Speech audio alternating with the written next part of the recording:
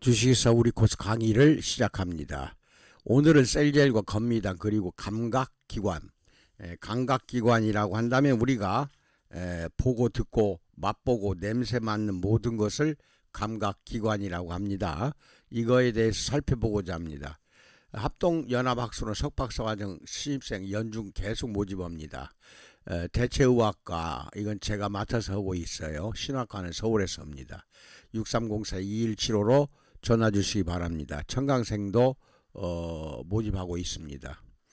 구독과 알림 설정해 주시고 좋아요는 꼭 그때마다 눌러주시면 감사하겠습니다. 우리 코스는 건강미인 창조 기업이라는 것도 알려드립니다. 먼저 이 그림을 보기 전에 제 강의 내용 설명을 잘 이해하시기 바랍니다. 창밖을 보십시오. 아이들이 뛰어놀고 이웃들이 걸어 다니는 모습이 보입니다. 이제 더 작은 것으로 시선을 돌려봅시다. 사람들의 미소나 꽃들을 눈여겨봅시다. 우리는 대부분 창문과 창문으로 보이는 풍경을 당연하게 여기는데 이것은 아마 우리가 창문을 기능적 측면에서만 생각하기 때문일 것입니다. 창문은 빛과 신선한 바람이 들어오게 해주고 불쾌한 냄새를 배출해 줍니다. 그러나 창문은 그것만큼이나 중요한 또 다른 기능을 하는데 바로 세상의 아름다움을 보여주는 것입니다. 이것이 당신의 눈 그리고 다른 모든 감각이 하는 일입니다. 감각기관이 외부 세계로부터 정보를 모아주면 당신의 뇌는 그 정보를 처리해서 무엇을 할 것인지를 결정합니다. 종에 따라 생존에 중요한 감각이 다르기는 하지만 우리를 가장 인간답게 만들어주는 감각은 바로 시각입니다. 뇌가 처리하는 정보의 80% 정도를 보는 것이 차지합니다. 우리는 항상 무언가를 느끼거나 맛보거나 소리를 듣지는 않습니다.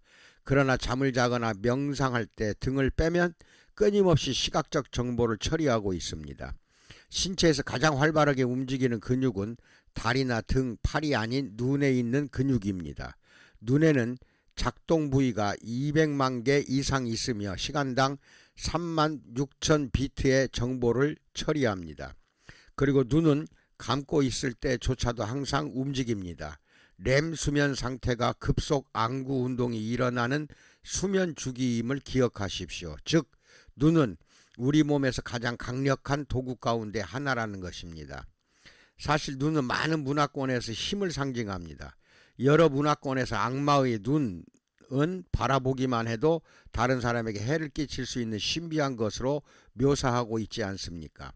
태풍의 눈이라는 것도 있습니다.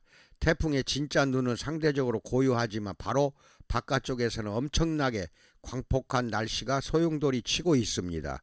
그리고 황소의 눈은 궁수나 다트 경기자가 궁극적으로 도달하고자 하는 정복점입니다. 이 정도 눈에 대해서 말씀드리고 감각기관의 해부학에 대해서 이제 잠시 이 말씀을 드리겠습니다. 신체기관은 저마다 자기 역할이 있고 아주 작을지라도 각각 제 기능을 충실히 수행하는 덕분에 당신이 살아가고 있습니다. 당신이 각종 감각기관들을 보호하듯 그들도 당신을 보호합니다. 신호등의 빨간불을 보고 뭔가 타는 냄새를 맡으며 상한 우유 맛을 알아채는 등 당신이 위험에 빠지지 않게 해주는 것이 감각기관입니다. 거기에 더해 감각기관은 삶의 질까지 책임집니다. 영화나 문학작품 그리고 음악을 감상하고 맛있는 음식을 먹고 토요일 아침에 섹스를 즐길 수 있는 것도 모두 감각기관 덕분입니다. 각종 감각기관은 자극신호를 뇌에 전달해 당신을 경험 속에 푹 빠지게 합니다. 감각기관이 상당히 중요합니다. 먼저 이 눈에 대해서 설명을 먼저 봅시다. 그림 밑에 있는 작은 설명. 항상 이게 밴드에 자료는 올려놓겠습니다. 밴드에서 보세요. 보고 처리하고 믿는다. 각막이라는 게 있습니다. 눈에 탄력성이 있어서 수정체가 긁히는 것을 막아줍니다. 수정체는 우리가 실제로 보는 물체의 상하가 정반대로 뒤집힌 상을 망막에 투사합니다. 한편 햇빛에 노출될수록 수정체에 백내장이 쉽게 생깁니다. 녹내장에서는 안구 방수를 배출하는 섬유주가 닫히고 이로 인해 안구 방수가 적체되며 눈의 압력이 올라갑니다. 이 압력 기억하세요. 올라가 결국 시신경이 손상을 받는데 안구 뒤쪽에 차 있는 지방 조직은 안구가 더 두드러지고 매력적으로 보이게 하는 것입니다. 이 그림을 보면서입니다. 안구입니다. 그 다음에 녹내장, 이게 이 안에 안구 안에 있는 압력이 높아집니다. 높아지면 녹내장이 오고, 녹내장은 조심해야 될 것이 시신경을 잃어요. 녹내장은 심할 경우 바로 맹인이 됩니다. 조심해야 됩니다. 그 다음에 각막이 있고, 그 다음에 수정체를 통해 이제 홍채가 양쪽에 있고, 안구 방수가 있고, 수정체를 통해서 망막에 가서 상이 지금 바라보고 있는 이 여인의 상이 거꾸로 뒤집혀서 나타납니다. 그리고 시신경을 통해서 뇌로 갑니다. 뇌로 가서 이게 무엇인가를 분별하게 해주는 것이 이제 뇌가 하는 일입니다. 그 다음에 이제 백내장 같은 경우는 긁어내면 됩니다. 긁어내면 되는데 이 녹내장은 쉽질 않아요. 그 다음에 공막이 있고, 그 다음에 안구를 움직이는 근육들이 이렇게 힘차게 활동하고 있습니다. 자, 그 다음에 가서는 이제 귀를 가지고 이야기합시다. 음악을 들어보세요. 이 그림의 주인공은 왼쪽 귀입니다. 귓바퀴에 연골이 손상당한 콜리플라워 귀의 모습입니다. 귀 안으로 들어간 음파는 고막과 고막에 연결된 세 개의 작은 뼈를 진동시킵니다. 가장 마지막 뼈는 걸러진 음파를 달팽이 관 안으로 전달을 하고, 여기서 청이신경이 들어온 정보를 전기적 자극으로 바꾸어 뇌에 전달합니다. 그래서 뇌가 분별하도록 하는 거죠. 방골이관, 이제 세방골이관, 이 방골이관은 평형을 우리가 이제 유지하게 걷고 서 있게 하는, 평형 유지하는 자이로스코프 같은 기능을 담당한다. 여기 보시면은 콜리플라워 귀, 방골이관이 있죠. 이렇게 세방골이관. 그 다음에 속귀가 있고 내이라고 합니다. 그 다음에 달팽이관이 있고, 그 다음에 가운데 귀 중이라고 합니다. 그 다음에 고막이 찢어지면 이제 귀머거리가 됩니다. 그리고 펑크록 음악 같은 아주 시끄러운 음악을 들으면은 이 고막이 찢어질 수가 있어요. 그 다음에 뭐 귀걸이 10,000원짜리 귀걸이를 부착하고 있죠. 이 부분에 대해서도 잘 알고 계시기 바랍니다. 데시벨이라는 게 있습니다. 데시벨은 뭐냐? 귀는 우리 몸에서 가장 민감한 기관 가운데 하나입니다. 손가락 끝으로 피부를 문지르는 부드러운 소리까지도 귀는 들을 수 있습니다. 한편 귀는 세상의 온갖 소음에 노출되어 있습니다. 소음 강도와 그로 인해 입는 손상을 판정할 때 데시벨 척도를 이용합니다. 그런데 여기서 가장 우리가 들을 수 있는 작은 소리, 거의 고요함에 가까운 소리가 기준이 되는데 이것이 0데시벨입니다. 이보다 10배 더 강력한 소리가 10데시벨, 그 다음에 100배 더 강력한 소리는 20데시벨이고 1000배 더 강력한 소리는 30데시벨입니다. 제트 엔진 소리는 기준보다 1조 배나 더 강력합니다. 85데시벨을 넘는 소리는 어떤 것이든 청력이 손상됩니다. 그러니까 너무 시끄러운 소리, 특히 젊은 청소년들은 귀에다 이 블루투스 꽂고 다니면서 엄청나게 세게 음악을 듣습니다. 그러면은 고막이 찢어지고 결국은 귀머거리가 되니까 조심해야 됩니다. 이게 90데시벨 이상의 소리는 8시간 이상, 140데시벨 이상의 소리는 노출되는 즉시 청력에 손상을 입습니다. 귀머거리가 된다는 뜻입니다. 돌발성 청각장애라고 그래요. 우리가 일상생활에서 접할 수 있는 여러 가지 소음과 그 크기가 얼마인지를 아래에 소개했습니다. 소음의 크기는 모두 소리 가까이에서 측정한 것이며 거리가 멀어질수록 소리는 작아집니다. 거의 고요한 상태는 0데시벨이고 속삭임 15, 보통의 대화 60, 코 고는 소리 85.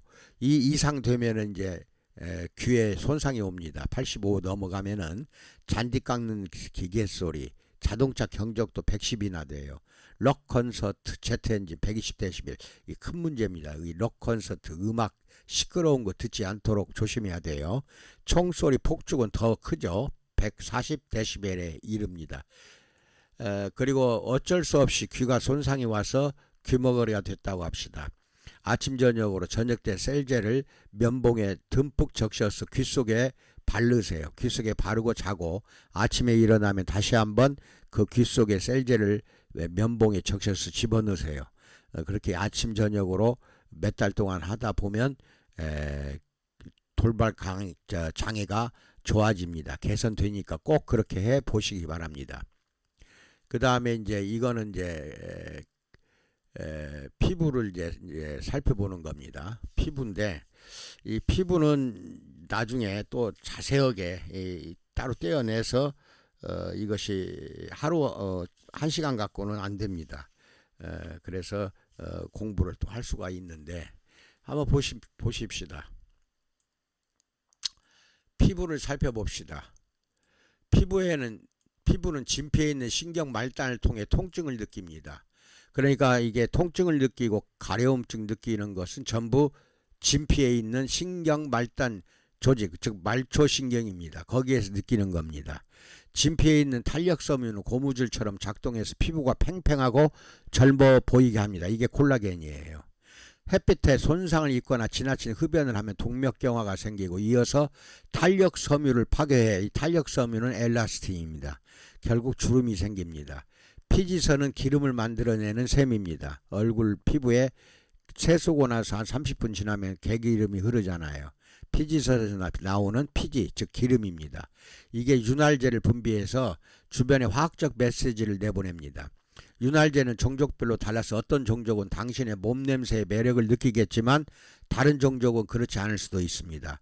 땀샘은 신체 활동을 하는 동안 땀을 분비하는데 땀이 증발하면서 몸을 식혀줍니다. 그러니까 열이 많이 나면은 땀이 많이 나옵니다. 그래서 온도, 체온을 낮추는 작용을 하는 거죠. 이 그림을 위에서부터 한번 봅시다.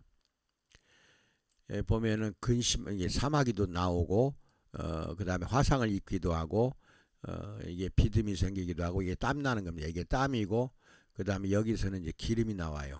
이렇게 모공에서는 기름이 나오고 땀이 나오고 그 다음에 죽은 줄기세포, 세포층 줄기세포, 이것은 이제 기저층에 있는 엄마세포입니다. 표피 엄마세포, 이게 표피를 만들어내는 엄마세포입니다. 그 다음에 여기 보면은 신경섬유 조직이 이렇게 끝에 말초신경이 진피 위까지 올라가 있어요. 그래서 아프고 통증을 느끼고 가려움증을 느끼는 거는 전부 똑같은 말초신경에서 나타납니다. 한 신경에서 가려운 걸 느끼기도 하고 통증도 느끼는 겁니다. 이게 다 진피 조직에 있어요.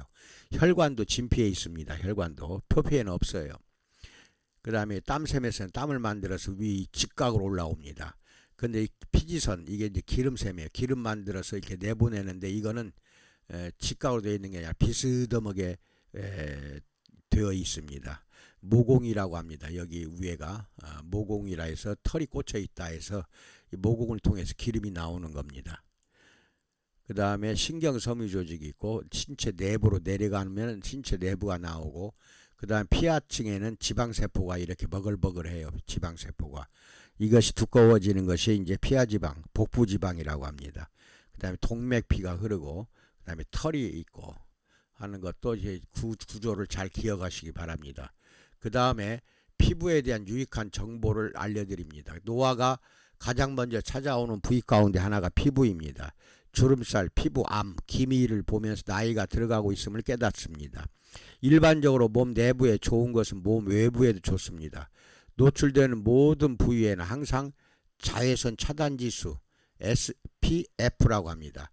45인 차단제를 바르고 담배는 피하는 게 좋습니다. 하루에 담배 10개비를 피우는 사람의 경우 전혀 안 피우는 사람에 비해 얼굴 주름이 2배는 더 빨리 늘어납니다. 물은 자주 그리고 충분히 마시면 피부에 수분이 공급되고 건강을 유지하는 데 도움이 됩니다. 아직 증명되지는 않았지만 물을 마시면 그 외에도 많은 이점이 있습니다. 노화와 관계 있는 피부 미용 문제와 이들을 치료하고 예방할 수 있는 몇 가지 방법을 제시합니다. 여기를 이제 한번 보십시다. 기미용 크림으로 색을 옅게 할 수 있다. 이거 기미용 크림이 따로 있는 게 없어요. 요새 화장품은 이중 기능성이라 했고 미백이 잘 되도록 그렇게 나오는 기능성 제품 크림과 로션이 있어요. 그거 쓰면 돼요. 그렇다고 해서 기미가 다 없어지는 거 아닙니다. 아주 난치성이 기미예요. 그 다음에 눈 밑에 처진 살, 이건 지방 주머니가 처지는 건데 눈치에 지방이 축적되어 나타납니다. 수면 부족하거나 너무 많은 양의 알코올을 섭취했을 때에는 더 축 처질 수가 있어 악화됩니다. 미세주름들, 얼굴을 찌푸려서 생기는 미세주름, 잔주름이라고 합니다. 여러 달 동안 글리콜 필링을 하는데 이게 감소시킬 수 있는데 요새는 이거 하질 않아요. 박피술이라고 하는데 하지 않는 게 좋습니다. 그저 우리 곳에서 만든 제품만 사용해도 얼굴은 맑아지니까 필링을 따로 별도로 할 필요가 없습니다. 주름살, 얼굴선, 지방, 콜라겐, 보톡스 주사 등을 포함한 다양한 미용 시술을 줄일 수가 있다. 이게 주름살도 개선되고 얼굴선도 개선되고 다 이게 셀젤로 가능합니다. 그렇게 알고 계시고, 이 모두의 밑줄 쳤는가, 주름 하나마다 신경 쓰고 걱정하는 자체가 분별 없는 행동이라는 겁니다. 이마에 주름을 하나 더 할 뿐이다. 이게 더 이제 스트레스가 쌓이니까 주름만 생긴다, 이 뜻입니다. 여기까지 오늘 설명 말씀 드렸습니다. 좋은 경험이 내용이 되었으면 하고 바랍니다. 감사합니다. 코로나 조심하십시오.